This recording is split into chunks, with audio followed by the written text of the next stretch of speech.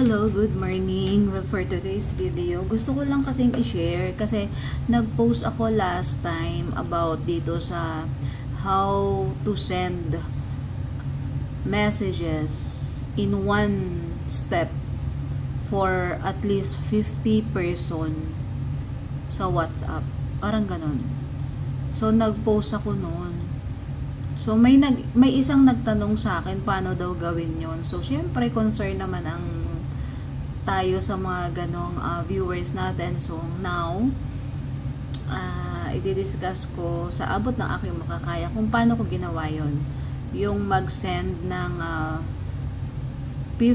ng message sa 50 katao sa WhatsApp. Okay? So, ito na po. So, first, punta tayo sa Google. Search natin ang ating WA sender. Ayan. So, enter. Ayan. So, dito mapupunta tayo. Ayan. So, ito ang pipiliin natin. Ayan. Ito. I-click natin to. Okay? Ayan. So, lalabas ito. Ayan siya. So, may lalabas na ganyan. Install extension. So, i-click natin siya. Ayan. So, pag-click natin to, dito kasi, kaya siya remove from Chrome kasi meron na ako.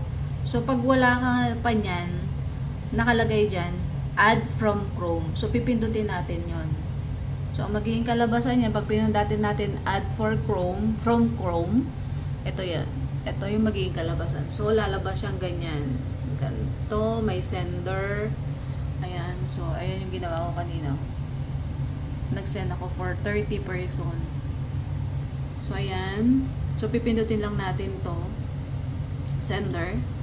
So, may lalabas na ganito. Okay? So, ito yung mga number. Lalagay mo dyan. Ito, 30 to kanina. Burahin ko kasi na-send ko na to kanina. So, palitan natin. Okay? So, dito yung, kailangan may ready ka na list of person, no? So, ito. Ito kasi yung ginagawa ko kung paano, yung marketing strategy, one of the marketing strategy para makakuha ka ng prospect client. So, ito yung mga number na kinuha ko on-site sa mga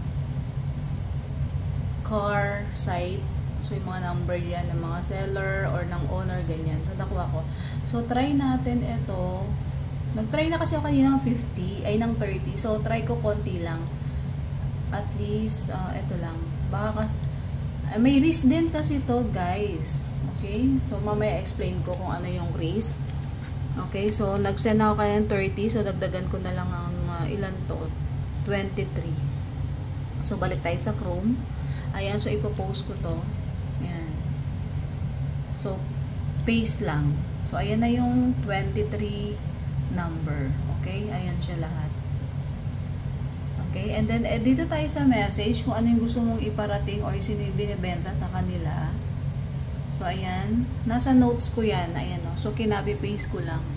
So, dapat may ready ka ng dialogue or message para sa 30 katao. Ayan. So, copy. And then, dito, paste.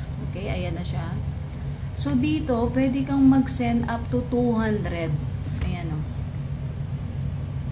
Up to 200 numbers, pwede kang mag-send ng message. But, syempre, meron siyang risk. Okay?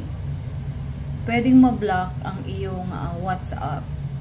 Kaya, ang gagawin mo, dapat at least 50 in the morning, and then 50 sa tanghali, and 50 sa gabi. Ganun, pwede. So, limit lang din para hindi ka ma-block sa WhatsApp.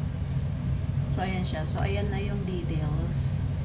Pag na-block naman yung WhatsApp mo, pwede naman tayong mag-email. Pwede ko rin i-send kung ano yung mga pwede mong sabihin para request for unblocking of WhatsApp.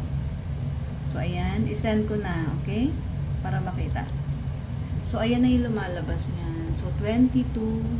Ayan. So, isa-isa na siyang nasa-send. So, ganyan lang. Very simple. So, ayan. Diba? Sending message into 22 person. Guys, up to 200 pwede. Kaya lang minsan talaga may risk siya.